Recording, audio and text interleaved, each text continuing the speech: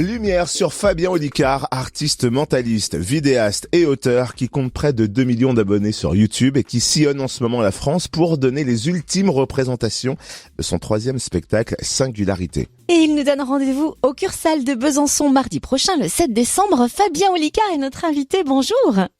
Bonjour Cynthia. La première question qui vient forcément, c'est quand et pourquoi tu t'es intéressé au cerveau? Qu'est-ce qui a donné le point de départ de l'histoire?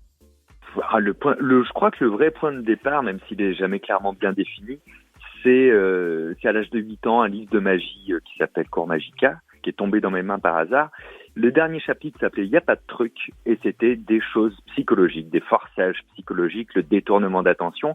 Et moi, bien au-delà de me dire « c'est super, je peux bluffer les gens, j'adore », ce que je me suis dit quand même, je me suis dit « mais pourquoi ça marche ça sur le cerveau ?»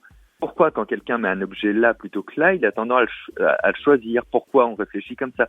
Donc, c'est assez tôt, en fait. Vers 8 ans, j'ai trouvé le meilleur casse-tête du monde, c'est le cerveau. Mais alors, comment on apprend le mentalisme? Par quoi on commence? Alors déjà, on a pas mal de chance. C'est que, pour être très honnête, les mentalistes, on est des personnes autoproclamées. C'est-à-dire qu'il suffit de se lever un matin et de se dire je suis mentaliste et on l'est.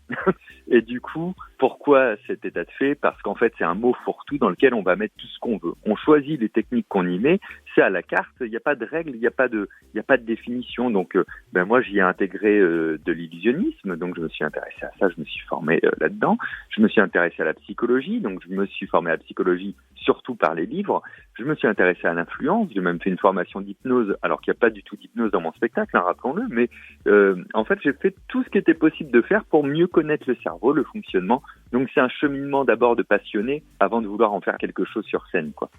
Et du coup, on peut faire du mentalisme par téléphone? Par téléphone, ça me paraît un peu compliqué. Hein. On peut essayer, Cynthia. On essaie un truc rapide à la voix, comme c'est de la radio, on verra si c'est possible.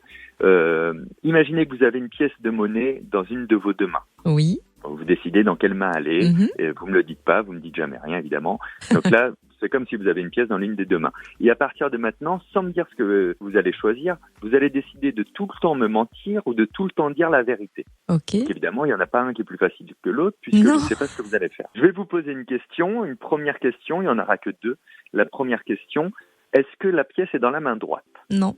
Ok, on a eu un petit délai et le nom était un peu refermé, donc j'en prends note pour le moment. Maintenant, deuxième chose, et soit mentalement vous changez la pièce de main, soit vous la gardez dans la même main, mais vous ne me dites pas ce que vous faites. Quand vous êtes prête à continuer, vous me dites « je suis prête ». Je suis prête. Ok. Dernière question. Après, ça devrait être suffisant en temps normal. Si vous me mentiez, continuez à me mentir. C'est important de garder la même ligne de conduite. Si vous me disiez la vérité, continuez à dire la vérité. Il faut que j'ai les mêmes intonations pour le moment. Est-ce que vous avez changé la pièce de main? Non. D'accord. Non plus affirmé. Il tombe un petit peu vers le bas. Donc, si je dis Quelle pas analyse. de bêtises, votre pièce, et je l'affirme à 100%, si j'ai raison, tout le monde viendra au Cursal, la pièce est dans la main gauche, c'est bien correct? C'est vrai. Ben oui. C'est exactement ça et je n'ai pas du tout menti en effet. C'est énormissime. Alors là, je suis vraiment bluffée. Du coup, je vais pas demander les ingrédients du spectacle. On va le voir le 7 décembre au Cursal. C'est simple. Mais oui.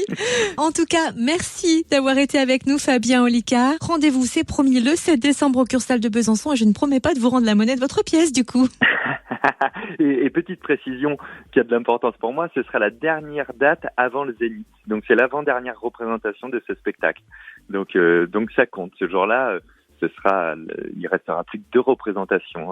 Donc c'est rigolo de venir faire ça chez vous, ça me fait bien plaisir.